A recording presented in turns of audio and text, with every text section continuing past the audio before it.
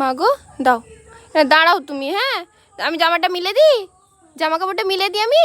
Light নাই ঘরেতে?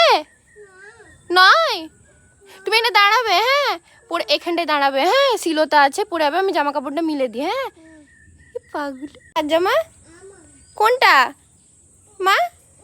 কোনটা তোমার জামা? কোনটা তোমার জামা?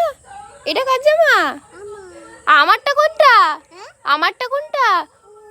এইটা?